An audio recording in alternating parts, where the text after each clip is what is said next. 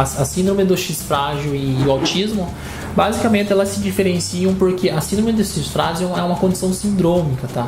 Então, condições sindrômicas são aquelas condições em que os pacientes carregam sintomas de outras doenças, inclusive outras síndromes, e muitos dos pacientes que têm síndrome do X frágil, eles também têm autismo, tá? Não é uma condição necessária, mas só que ocorrem ao mesmo tempo em muitos casos, tá? O grande problema do autismo é uma condição intelectual, um atraso na condição intelectual, na comunicação, um problema de sociabilização, tá? Esse é o grande fator que diferencia da síndrome do X frágil, porque a síndrome do X frágil as pessoas têm interação pessoal, elas demonstram carinho, só que elas também carregam outros sintomas. Entre desses sintomas você tem, por exemplo, alguns casos que tenham convulsão, tá? Também é comum em autismo. As pessoas com síndrome do X frágil, elas também têm hipersensibilidade na pele, tá? E elas têm algumas características faciais e físicas assim, bem características. Por exemplo, as crianças com síndrome do X frágil, elas têm problema de, por exemplo, os testículos são maiores, os membros delas, as mãos, os dedos são bastante flexíveis, tá? Elas têm um rosto alongado, elas têm uma orelha orelhas grandes. Então essas são as principais diferenças, né, da síndrome do X frágil com o autismo, tá? Síndrome do X frágil já é muito bem conhecida, muito bem descrita, que a causa dela é uma mutação que é passada da mãe para o filho, tá? É uma mutação que as mães são portadoras e os filhos eles carregam a mutação que faz com que eles tenham a condição. As mães são chamadas de portadoras, os filhos mutados, tá?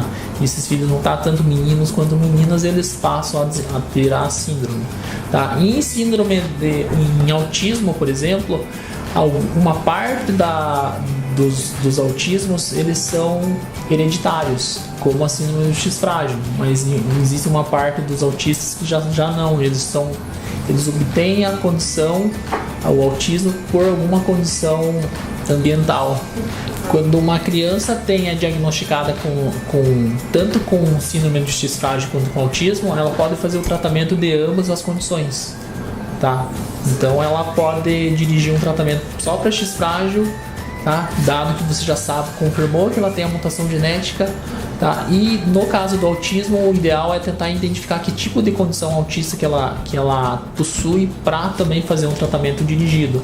Ele pode acabar identificando um tipo de autismo, mas na verdade pode ser um outro tipo, tá? Porque é uma condição assim, que tem um espectro muito amplo, variável entre pessoas, tá? Entre os sexos também, tá? Então, e não está associado, por exemplo, com condição social da família.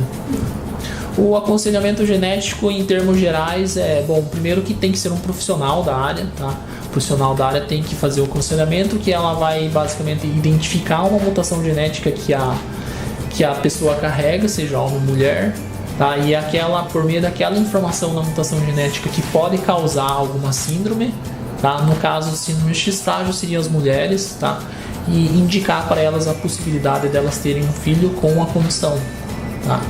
Mas só que tem alguns casos de autismo que também podem fazer com que os homens carreguem, tá, uma mutação, sejam portadores da mutação e passem para os filhos, e os filhos possam desenvolver assim, algum tipo de autismo ou alguma síndrome correlacionada. Então a síndrome de X frágil ela já tem um diagnóstico já conhecido, uma forma de diagnosticar, porque é uma mutação genética que ocorre num gene chamado FMR1, tá? Então ela é caracterizada por uma mutação que ocorre uma expansão, tá, de uma sequência repetitiva desse gene. Então você faz um teste genético, você consegue detectar que a mutação está lá e você diagnostica a pessoa com síndrome de X frágil. São visíveis, na verdade, desde quando a criança começa a se desenvolver, tá?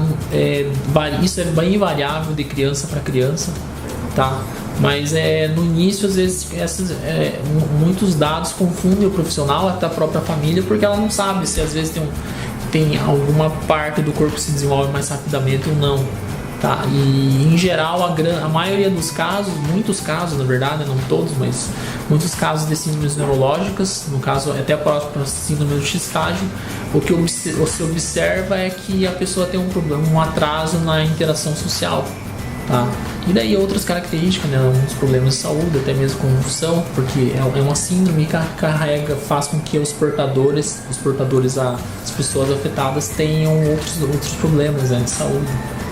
Com relação à porcentagem de pessoas que têm síndrome X frágil e autismo ao mesmo tempo, tá? Tem vários números na literatura científica, na literatura médica, mas só que eles são conflitantes porque os dados, os diagnósticos nem sempre são conclusivos. Uma parte das pesquisas elas tentam identificar novas formas de diagnóstico da síndrome do X frágil, tá? Uma dessas formas é achar mutações novas que também possam no mesmo gene. Tem algumas outras formas de outras pesquisas que são feitas que são para tentar identificar qual que é o papel metabólico, tá?